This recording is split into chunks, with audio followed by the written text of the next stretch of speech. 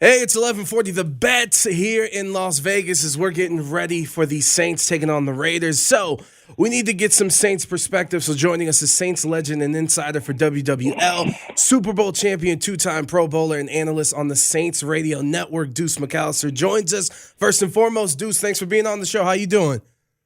I'm doing pretty good. How are you guys doing? Hey, man, well, we're doing fantastic. We're doing better than this Raiders season. I think for both of these teams, higher expectation than what's played out. But I want to ask you, of course, being a legend as a running back, when you see Josh Jacobs these past couple of weeks kind of being the saving grace for the Raiders offense, over 500 rushing yards, scoring multiple touchdowns these past three games specifically, what do you see out of Josh's game and what do you like?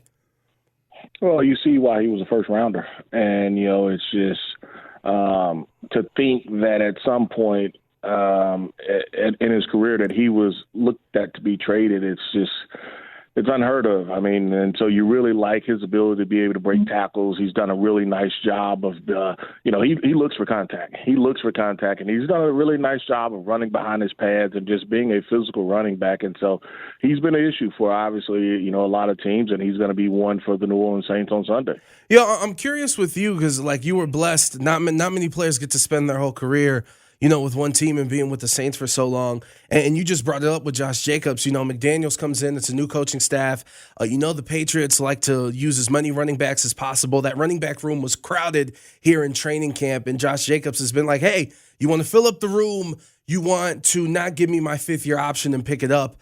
For you in your playing days, what was the mentality? Like, how did you find something to kind of give yourself a chip on the shoulder? I played with two Heisman Trophy running backs. I mean, it's true. Not just players. I played with two players that won the Heisman Trophy, and, I was not that player. Obviously those guys were first rounders just like me, and so every day it's an opportunity to compete. And so if you don't have that mentality of, I'm coming to take this job or this is my job and I want to keep it, then you're not going to last long in the NFL. And that just doesn't bode as far as for the running back position. So for me, the chip was I wanted to prove that I belonged, but I wanted to have that job. No, 100%. And now that we're going into the middle of the season and everything's shaken out, I'm just curious from a Saints perspective, what do you see as the main storyline for the Saints this season so far? Injuries. You haven't performed to your expectations. Some of that's because of injuries, and some of that is just you haven't performed to what's been expected of you. And so disappointing to say the least. But in their situation, in their case, they're one game out of 500 with a 2-5 record. Now, that does not speak well for the other teams in the division because obviously they're in the same boats as the Saints. But it's not a totally lost season for this team just because you still can achieve the goal of going to the playoffs by winning, your division games and getting a little healthy. But, you have to be able to win your division games. And even for the Raiders, too, I don't know if you've heard past couple of days, little sickness going around the city. Devontae Adams, second straight day, he's dealing with the illness. We still don't know if he'll play. And speaking of the injuries that the Saints have, I'm curious, not only just in football and basketball, obviously Zion hasn't been able to play, and then now you have for the Saints Michael Thomas, who, if he doesn't play, which is expected here on Sunday, that's 4 straight games due to a foot injury that he's not going to play. How do you feel like the city is with Michael Thomas? Because it's been a lot of injuries. It's been unfortunate. Do you think they're starting to get annoyed, or what's the feel in New Orleans? I don't think that I don't really want to say you don't care what the city says. It's the players in that locker room. That's what you have to. That's what you have to worry about. As far as the city, yeah, it's disappointing. He's a dynamic. He's an all-pro player. He's you talk about an offensive MVP. That's what he has been. But at the end of the day, it's about those other 52 players in that locker room that's the concern. And so for him, he's got to get healthy. When you're dealing with a turf toe injury and you've dealt with ankle injuries, that's nothing that you can kind of push through. In a sense, you can, but more than likely you're going to end up hurting yourself even worse. But even a turf toe, I don't know if you're going to be able to push through with that, particularly when everything that you do from a receiver standpoint depends on cutting, being able to get in and out, being able to stop and start. So it's been unfortunate for him, but we know that he is a dynamic player when he's available, and he just hadn't been available a lot lately. And the big news story coming out of New Orleans is Dennis Allen earlier this week announced that, yes, Andy Dalton will be starting this game and for the foreseeable future. And the Saints, like, to their credit, I think this is 4 straight games with at least 30 points. As Dennis Allen made the decision to go with Andy, how confident are you in him at the helm of the offense? Andy's done a pretty good job of the offense. The problem with the Saints have been the interceptions and the fumbles. And Andy has had a hand in that as well. I mean, but also the running backs, the offensive line, the receivers as well. I mean, and that's one thing that they just can't have. I mean, if you look at this team overall, it's been the turnovers. It's been turnovers and missed tackles. That's why you have underperformed. And so if they can eliminate those to half of what it's been, then, maybe you give yourself a chance to be able to go on a streak or a run. But, you've had multiple games right there at the 2-minute warning or right at the 2-minute. You have a turnover, and it's you've had 4 interceptions that have been returned for a touchdown, and you've had a fumble that has been picked up and taken back. So if you think of bad, it has happened to this team offensively. Even though they are a top 5 offense, they've been able to move the football, they've been able to run the football, but they've turned it over. And you bring up underperforming and not meeting expectations this year. Saving grace, like you said earlier, the division isn't doing too good, especially with the Buccaneers losing to the Panthers. But for us Raiders fans that are listening to you, what should we be looking for to attack the Saints if we want the Raiders to come out with a victory on Sunday?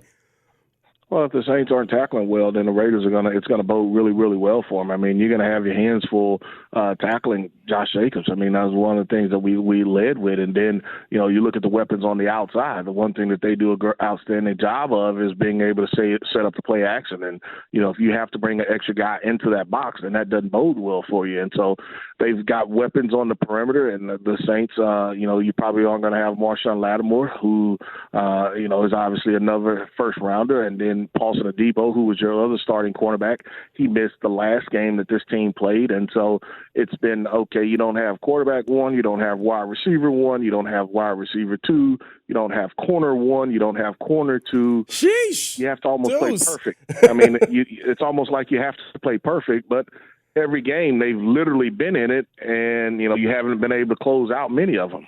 Yeah, it's funny how the similarities of both these teams. Before we let you get out of here, I'm a huge hip-hop fan. A couple weeks ago, it was Lil Wayne's 40th birthday. Obviously, the Saints in New Orleans, in his hometown. I'm curious, in your career, how frequent did you see Wayne around town? How much love did he show the Saints? And is there any relationship you two guys have started throughout your career in New Orleans? I've known Wayne for, since he was back in the Hot Boys days. So, you talk about he, baby, and the whole circle there. We've got mutual friends. We've done a lot of different things together. So I have a lot of respect for him. But Wayne's a Packer man. He's a cheesehead guy. I don't know how it happened, but he's a cheesehead guy. So we still love him here in New Orleans. But keep him at a distance. He's a cheesehead guy. Keeping him at a distance. I love it. Deuce McAllister joining us, Saints legend, insider for WWL, and he'll be on the call on the Saints Radio Network. It has been a pleasure. Thank you for taking some time out for us, Deuce. All right, no problem. Thank you, guys. There it is. Deuce McAllister joining us here on 1140 The Bet as we get you ready. Saints and Raiders. It's almost game day.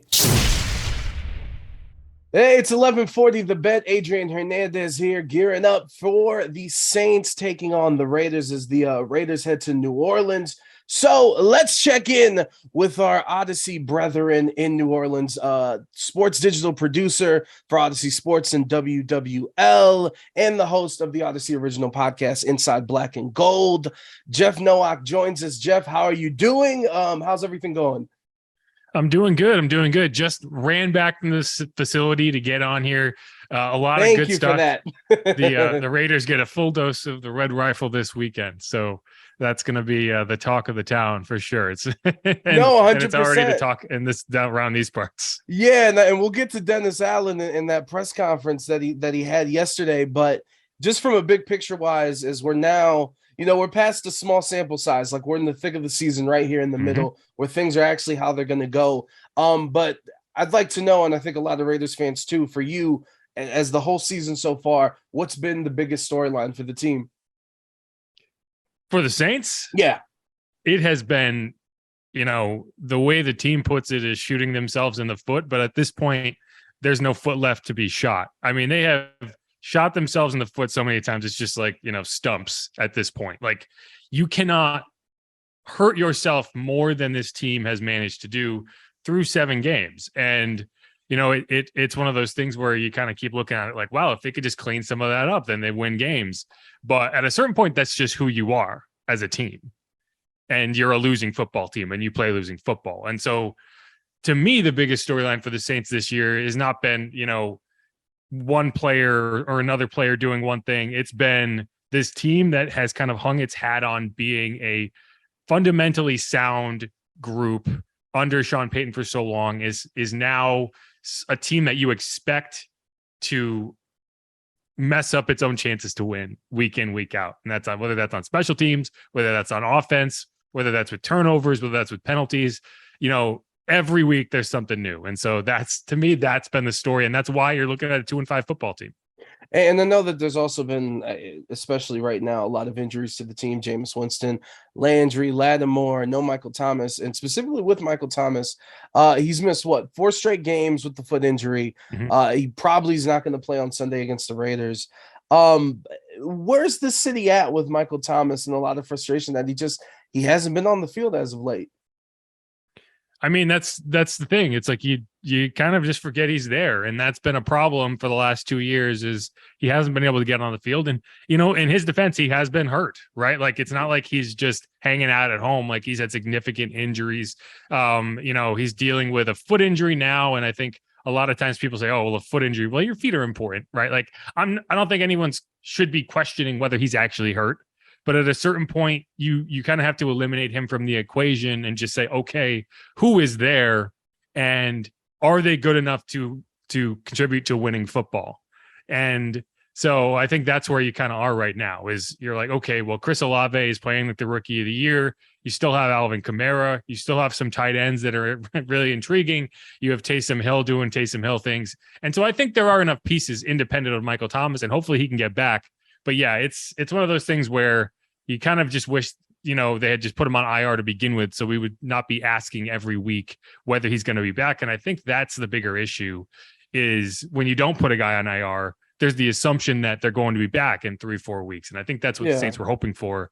And so now you're extended and it's an issue. But, I think it's you're just kind of working with what you have. And right now what the Saints have is Chris Olave, Marquez Callaway, Traquan Smith, and a bunch of other guys I'm sure Raiders fans have never heard of. Well, you also have Andy Dalton, which you hinted at earlier. Yeah, there you go. So let's get to it. So Dennis Allen, was it yesterday? Was it Tuesday or Wednesday? He does the press conference and says Andy Dalton is the starter. And then also, without really being prompted, that this is also a decision that, unless the offense is really, really bad, like he's going to be the starter moving forward. So what's your reaction with them going Andy over Jameis?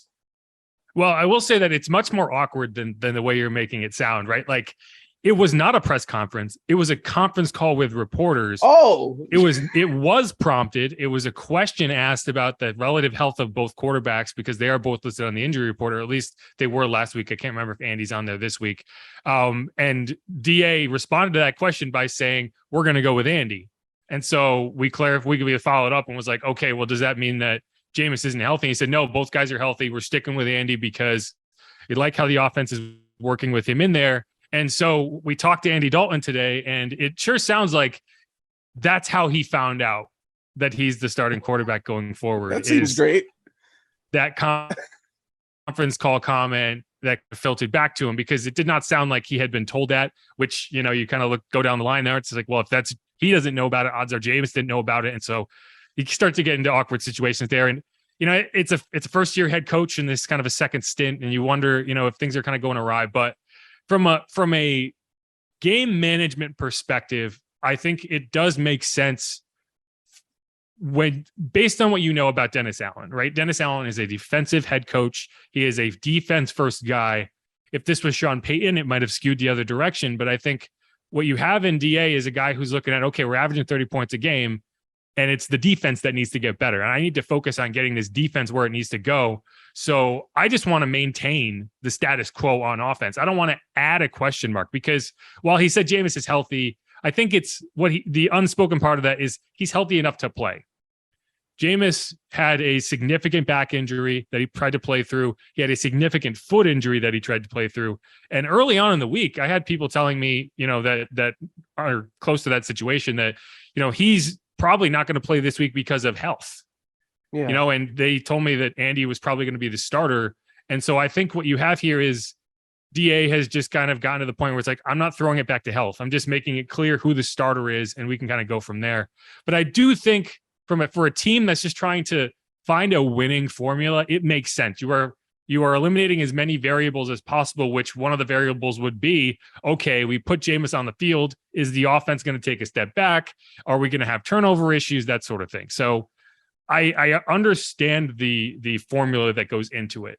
That said, I do think your ceiling is a lot higher with Jameis out there. And I would not be surprised if by the end of the season, we end up seeing Jameis Winston as the quarterback. But for week 8 and for the foreseeable future, we have Andy Dalton, and it's hard to hate it, right? He has played well, and I think he'll continue to be that consistent guy with the Saints trying to figure out how to get the defense to stop allowing 30 points a game. And, I think a safe haven, too, is just the division is not as good as – well, I don't even know if we thought it was going to be good, but at least the Buccaneers over here losing to the Panthers, the season's not over. So I think I know the answer, but I'll ask it anyway. With him saying Andy's going to be the starter, like, are fans considering, like, they're not trying to tank or not giving up on the season, correct? Still too early for that, right? I'm sorry, you kind of broke up there a little bit. Oh, no worries. I'll ask it again. So with Andy being the starter, like, are fans taking it as like season's over with? Because how could they? We're in the middle, and no one's not going to be within range of winning that division with how it's looking right now. Yeah, I mean, like, I don't know how good we expected this division to be, but you expected to at least have a 500 team in it. And right now you don't even have that. And so, I know it's going to be kind of interesting because I think this week is going to determine a lot in terms of how the Saints approach the latter half of this season, right? If you go out there and you just lay another dud and you're 2-6, I don't care how bad the division is, you have to make some serious choices about how you're gonna establish your team over the next few years. And I don't think you're gonna go all in if you win, but it at least allows you to have some confidence that we are going to be good enough to compete in this division. And with a bunch of teams that are sub 500, we don't have to worry about just someone winning out and giving us no chance at all.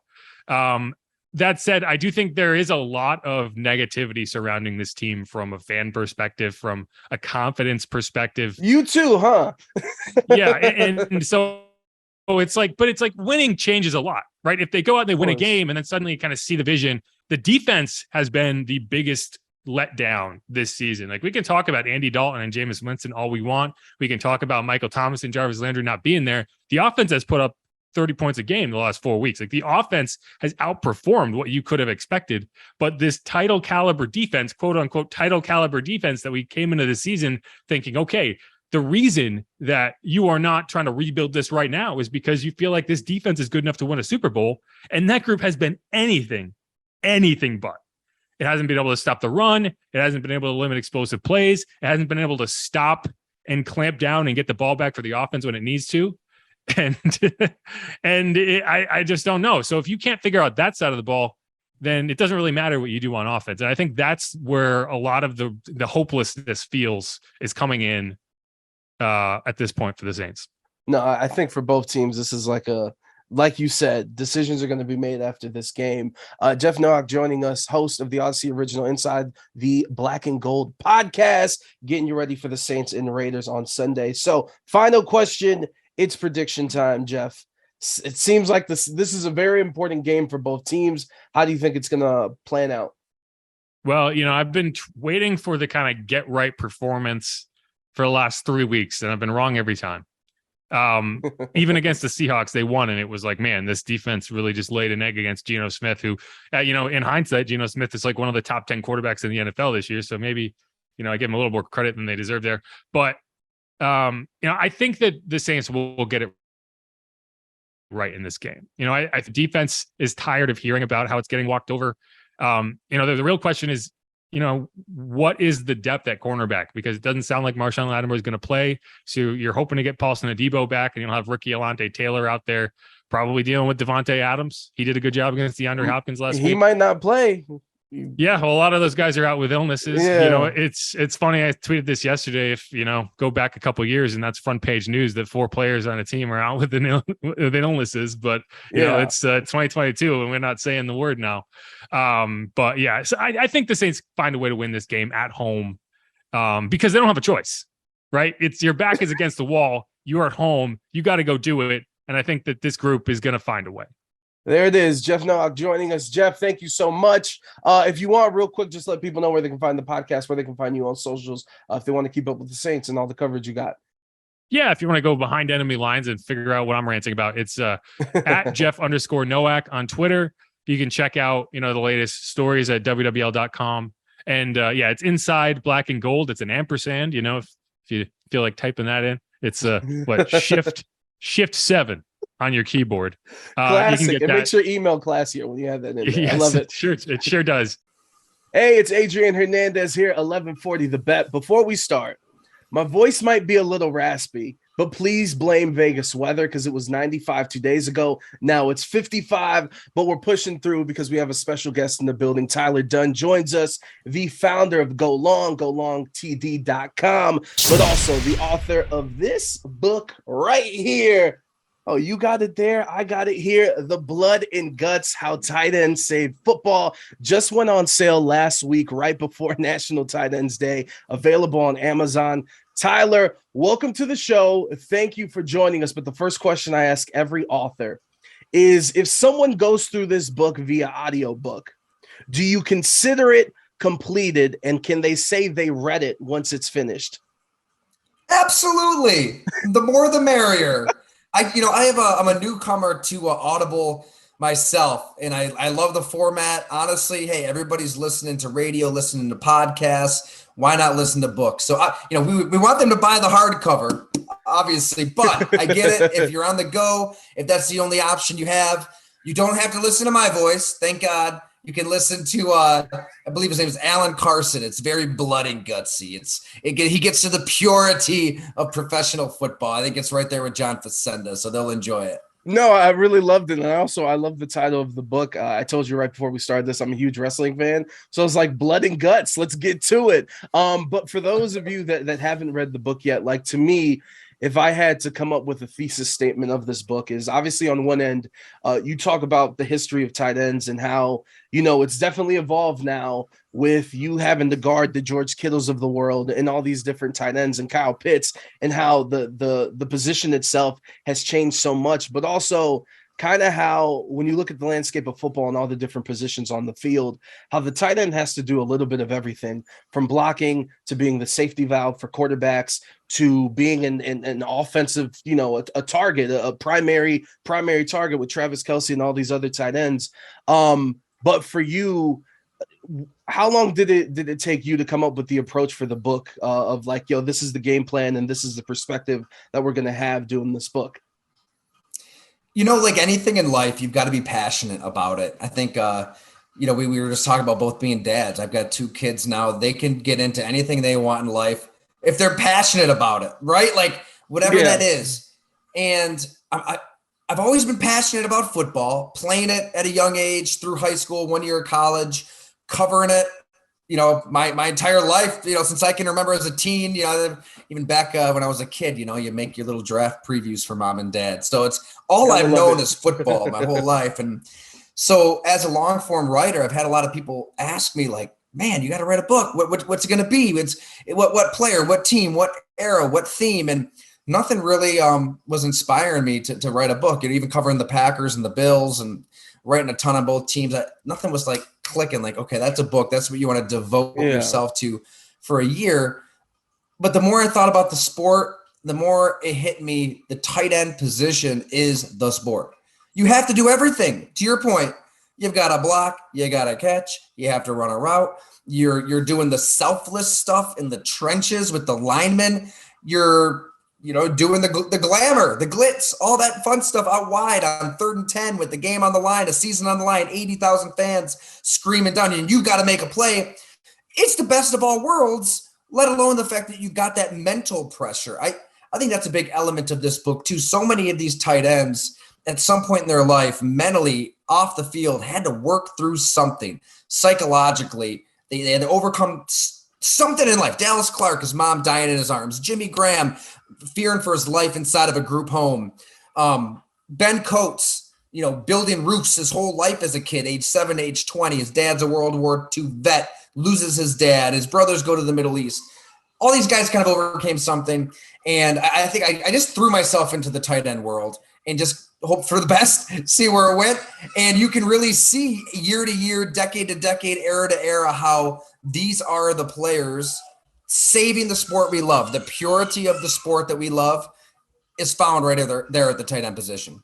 No, 100%. And I'm curious because, like you said, in going through the story of some of these tight ends and Dallas Clark and everything that's happened, you kind of humanize everybody throughout the story of all these different tight ends. And I'm curious, in the process of writing this book, I mean, even the first chapter starts with Mike Ditka, and of course, you go on to some of these more modern tight ends. Out of all these different conversations that you got to have with all these legends, which one meant the most to you?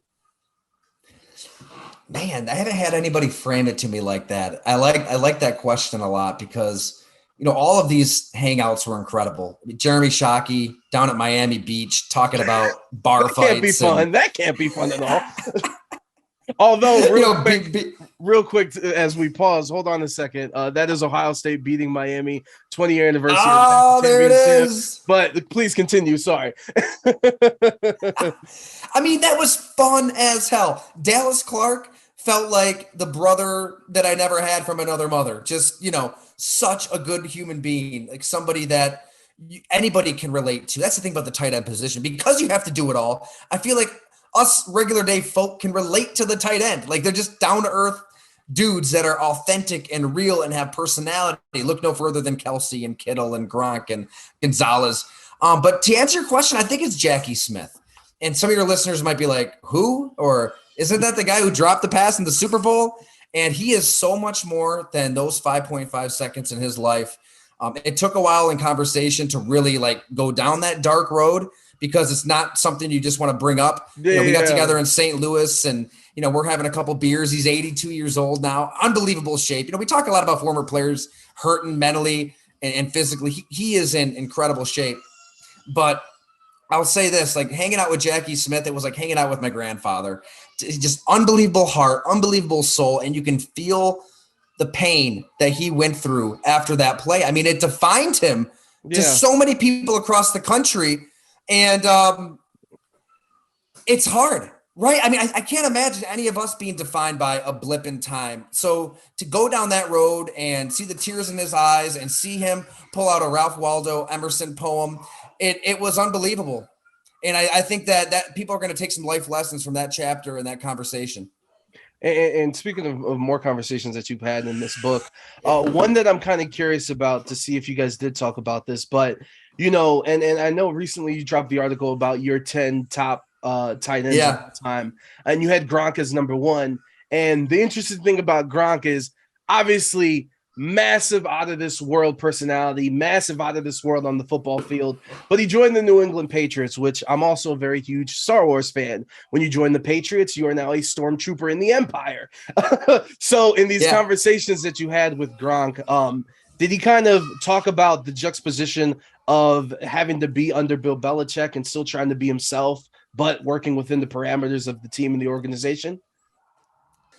Absolutely. I love that question because that was a huge, pivotal, critical juncture for not just Rob Gronkowski, not just for the tight end position. I think for authenticity in pro football. When he gets to the Super Bowl, right? They lose in Indianapolis to the New York Giants. He's playing on one foot. I mean, his ankle's in a boot leading up to that game. He's hurting. And his teammates see him trying to go through everything to play in that game. It was incredible that he even played.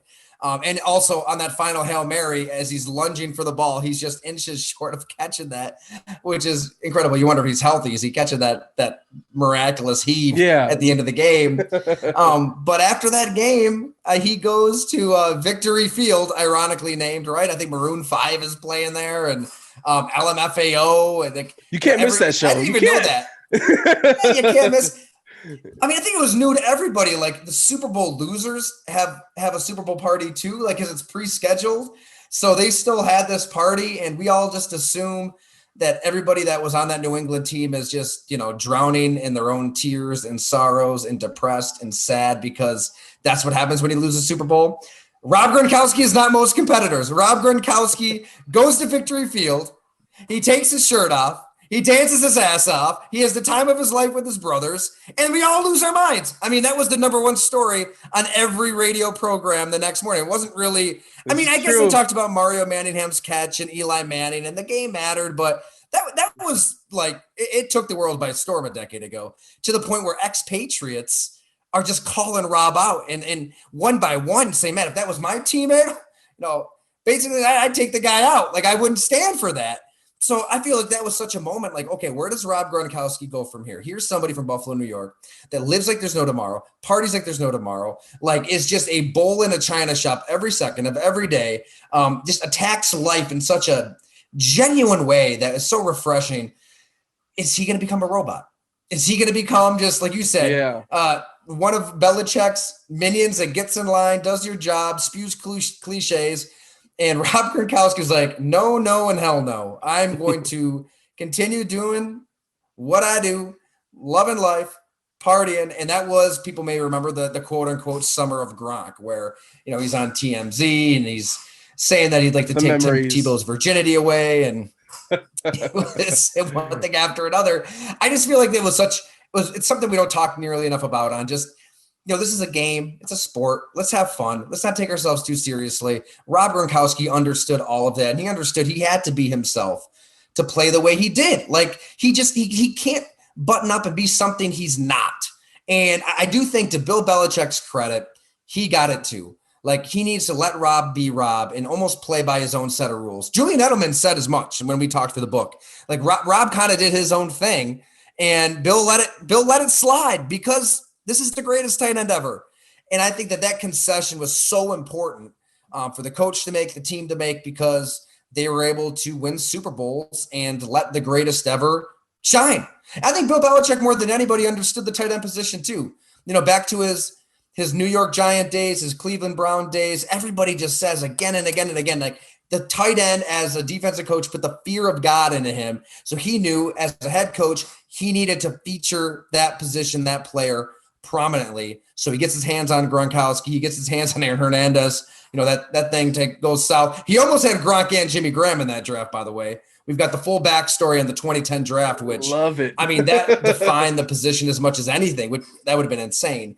But yeah, and hey, you know what else is important, dude? Like that was right when the NFL's overcorrection was kicking in and the flags and the fines are kind of getting out of hand. And I get it. Yeah. It needs to be a safer game, but it's never going to be a safe game. The mere presence of Gronk just reminded everybody what we love about football. Big hits, violence, physicality. He takes a hit, he gets back up. He's the best ever. I don't even know if it's close. And the one thing I do want to tell people, the blood and guts, how tight ends say football, you see it right there on this desk, is that this book isn't just like hey, here's the top 15 tight ends of all time. Like, no, you're going in there. You're just like you said, these backstories, these stories throughout the career on and off the football field. And I thought that was an interesting part of the book because, like, for example, Tony Gonzalez, where I don't think he really wanted to do the position and all some of the dirty work and things like that at first, at the beginning of his career. So to you, what was the interesting thing in talking to all these legends and the one characteristic that they all had in common? Because a lot of them are vastly different and have different approaches to how they played the position.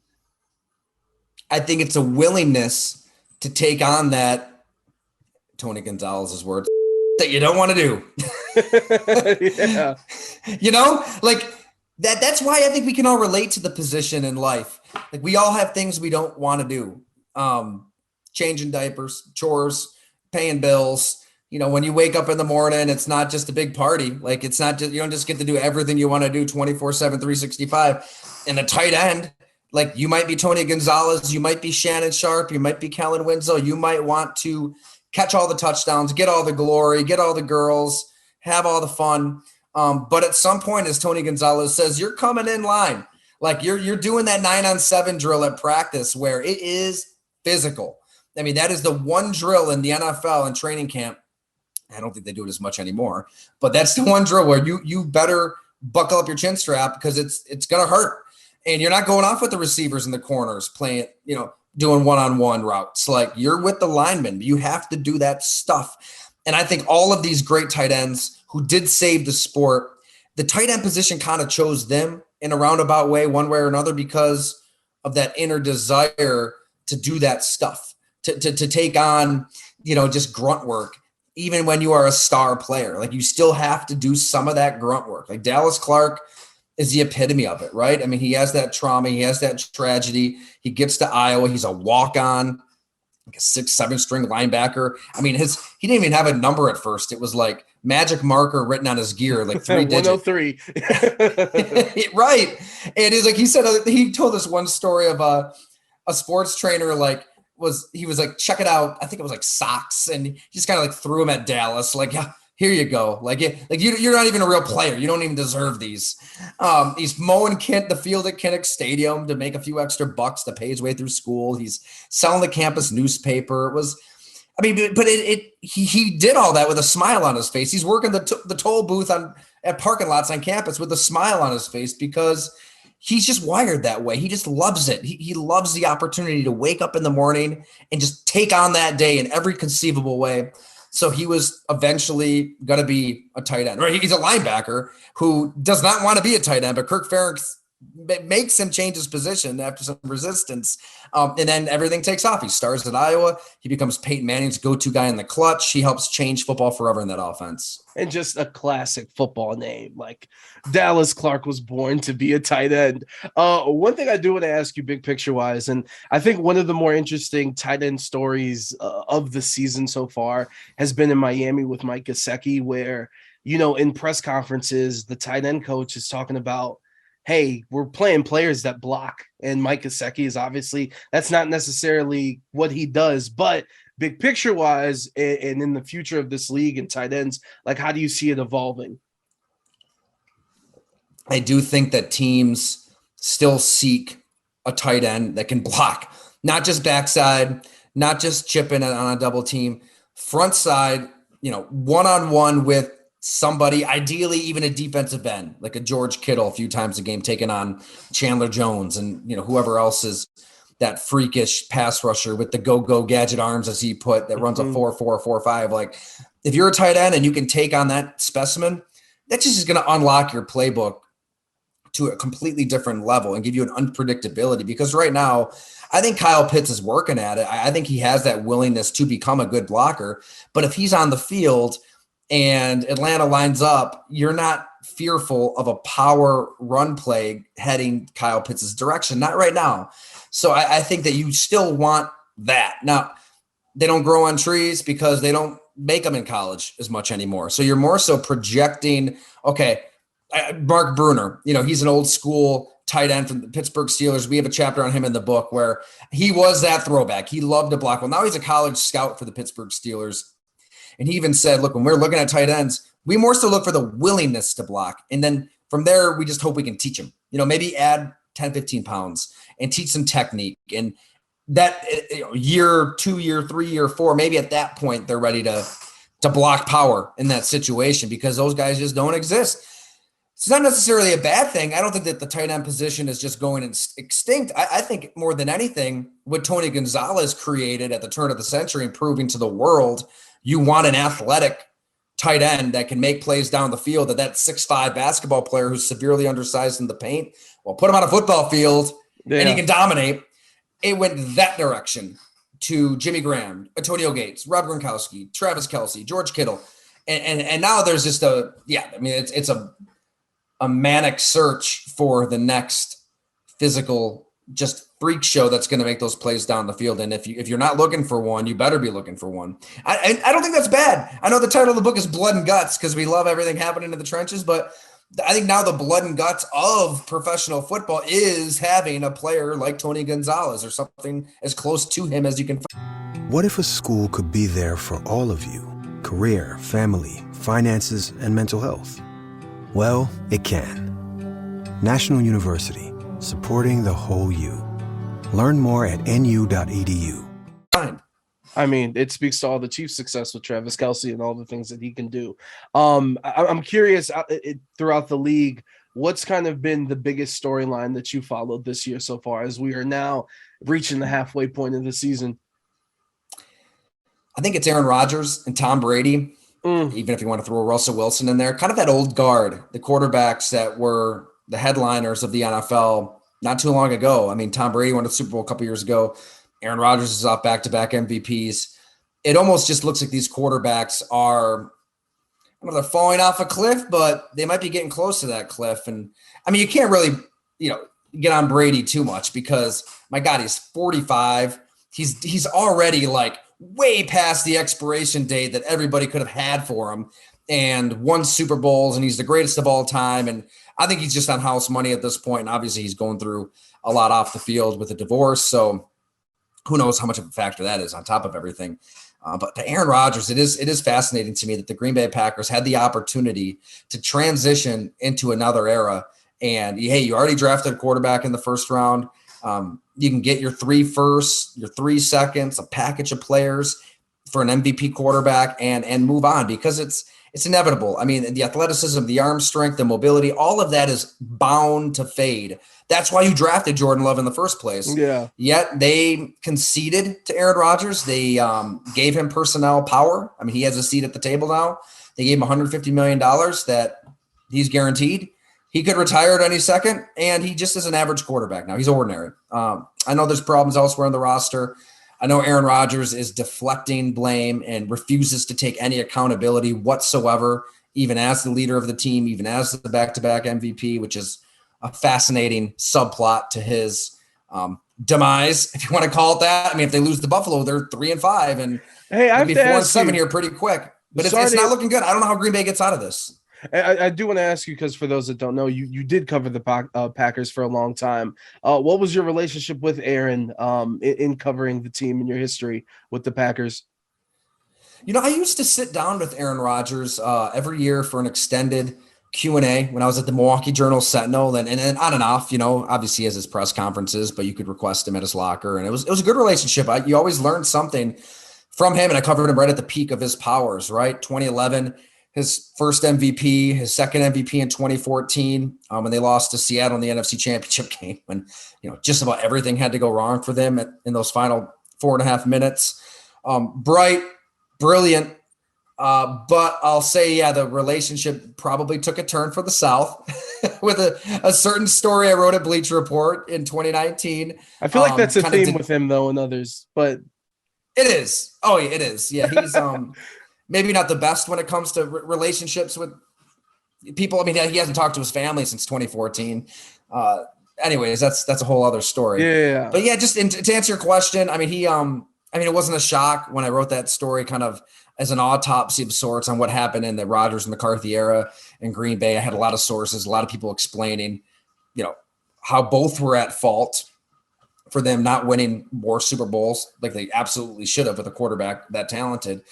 And yeah, I mean, he's an unbelievably sensitive guy. And I think that works to his advantage because he'll take any slight and use it. I mean, they drafted Jordan Love and he had back-to-back MVPs in his late 30s. So, I mean, they knew what they were doing when they were taking him. You piss him off, it's not the worst thing in the world. But yeah, I figured he would sit down with an ally, a surrogate in the local media there that he's been friends with for a long time and break the story down meticulously. And we see it now. I mean, hey, they're just off of a pretty bad loss.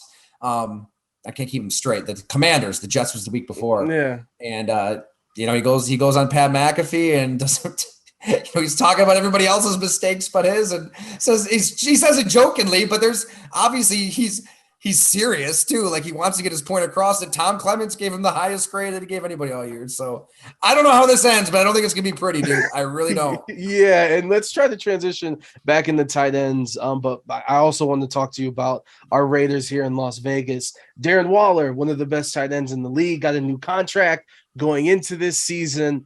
dealing with a hamstring injury. It didn't play versus the Texans. Obviously, the expectations going into the season with the Josh McDaniels as a new head coach, getting Davante Adams from the Packers. They're 2-4 or 3-4 now. Whatever it is, it wasn't what anyone expected. From a national perspective, from the outside looking in, what have you thought of the Raiders, and do you think this is still a playoff team? Is that still possible? Right. The deal Green Bay should have done is trade Rodgers to Vegas when Gruden's there, when Gruden wanted him. Take Carr, give Devontae Carr, and you're looking pretty, right? Yeah. I'm bullish on the Raiders. I think they've got talent. I think Davante Adams, just in pure receiving ability, is probably the best in the NFL. He's unbelievable. Just an insane, ridiculous talent. I think that, they're feeding him now. They had a little rough patch early in the year with how teams were covering him. I think Derek Carr and the Raiders have done a good job adjusting it. Like, hey, let's just feed him as much as humanly possible. And I think they've got the right coach. I think they've got a play caller that is at the cutting edge of offensive football, that's going to find a way to scheme things up, a good running game. I've always loved Derek Carr. I think he's one of the more underrated quarterbacks in the entire NFL. His story is remarkable. I don't know if people know the full story of him in college and what he had to go through when he's kind of a partying animal himself at Fresno State. He meets his future wife, completely turns his life around, and it turns his football career around. I know that the wins necessarily haven't been there through the duration of his career, but I still feel like there's a chance, there's a lane for the Raiders to contend. Honestly, how many just elite NFL teams are there right now? 3 or 4, if that, like Buffalo, Kansas City, Philly. Yeah. Beyond them, it's a crapshoot. It's about getting hot and healthy at the right time, and they could do that. And also Chargers dealing with whatever's going on over there. The Broncos, Russell Wilson struggling. So I do think, and the schedule gets a little easier. But before we get out of here, two more questions. One of which I'm curious, this may be selfish because I really want to know, but of course you covered the Bills, you covered the Packers, you worked for Bleacher Report. Now you're on your own, golongtd.com. Be sure to check it out. The state of journalism and how you feel everything is going, where, everyone is trying to be everything on social media, and one of those things is trying to be a journalist when they're not necessarily that. So what's the state of journalism in sports? How do you see it?